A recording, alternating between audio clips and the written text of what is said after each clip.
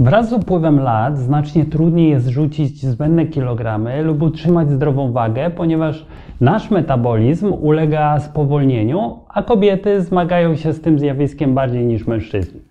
Większość z nas uważa tą jedną zasadę za niekwestionowaną prawdę w odchudzaniu. Zgodzisz się, prawda? Jednakże badanie opublikowane w poprzednim roku sugeruje, że żadne z tych twierdzeń nie jest prawdziwe. A z tego wideo dowiesz się tak naprawdę, o co chodzi. Gotowa? No to zaczynamy.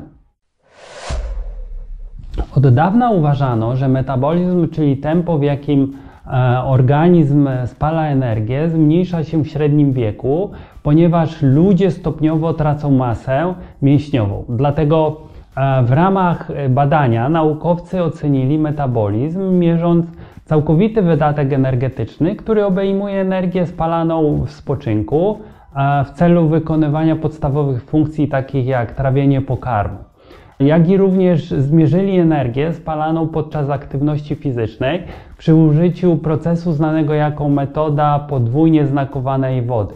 Metoda ta mierzy ilość dwutlenku węgla wydychanego przez ludzi podczas codziennych czynności, aby określić, ile kalorii rzeczywiście spalają. I tak, po zebraniu danych od 6421 osób w wieku od 8 dni do 95 lat, naukowcy obliczyli średnie tempo metabolizmu dla mężczyzn i kobiet w różnych grupach wiekowych. Dane te wskazywały, że mężczyźni i kobiety mieli podobne tempo metabolizmu po uwzględnieniu wielkości ciała i masy mięśniowej. Istniały również różnice w metabolizmie w oparciu o 4 różne okresy w życiu uczestników. I tak od niemowlęctwa do pierwszego roku życia tempo przemiany materii rosło, aż było o około 50% wyższe niż w wieku dorosłym. Od 1 do 20 roku życia metabolizm zmniejszał się o prawie 3% rocznie. Od 20 do 60 roku życia metabolizm nie uległ zmianie, a po 60 roku życia metabolizm zmniejszał się o 0,7% rocznie. Niezłe zaskoczenie, prawda? No bo jak sama widzisz, dane te sugerują, że spowolnienie metabolizmu w średnim wieku, o którym wszyscy mówią, nie wynika ze zmiany wewnętrznego metabolizmu, jak wiele osób sądzi. Dlatego, mając na uwadze wyniki tych badań, chcę podkreślić, iż w rzeczywistości większość Twojego przyrostu masy ciała sprowadza się do prostej prawdy. A mianowicie chodzi o to, że wraz z wiekiem stajesz się po prostu coraz mniej aktywny.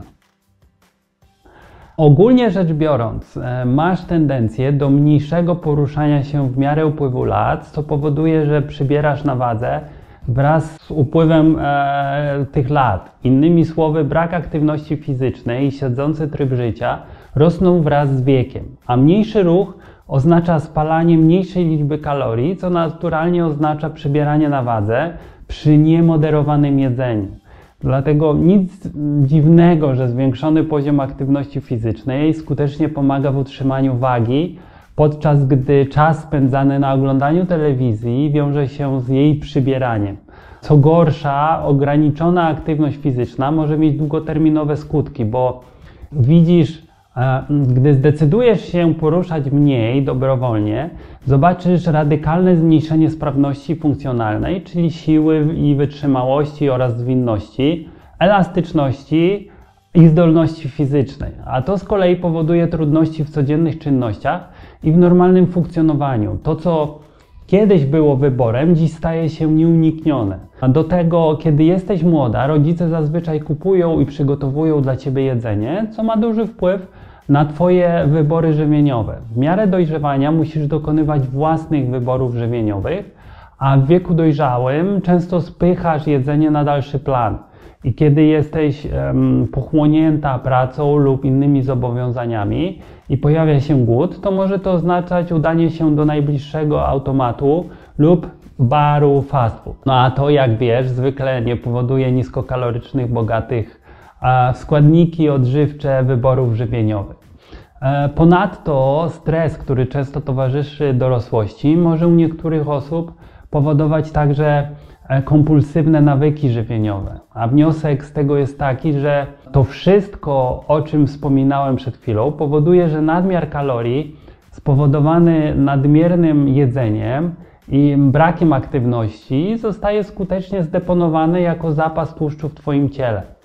A dobre wieści są takie, że tak naprawdę to, jak wyglądasz, zależy w dużej mierze od Ciebie. Dlatego monitorowanie tego, co jesz, na pewno będzie w tym wypadku pomocnym narzędziem i tego właśnie uczę swoich podopiecznych podczas współpracy online, bo dzięki temu można określić swoje dobre nawyki i mieć pod kontrolą swoje słabości, takie jak niezdrowe przekąski, czy nie wiem, picie głównie słodzonych napojów. Bo jeśli na przykład zmniejszysz liczbę kalorii tylko o 100 kilokalorii dziennie, to możesz być w stanie powstrzymać przyrost masy ciała w miarę upływu czasu. A tak naprawdę może to oznaczać zjedzenie o 1 kromkę chleba mniej, czy zjedzenie jednego ciasteczka zamiast 2 lub wzięcie dodatkowego 10-minutowego spaceru każdego dnia.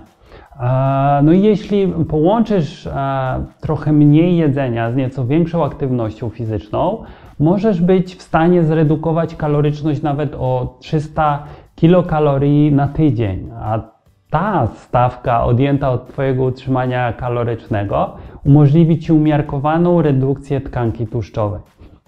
No i do tego zaangażowanie się w trening siłowy może pomóc Ci utrzymać lub nawet zwiększyć masę mięśniową, zwiększając w ten sposób Twój metabolizm spoczynkowy.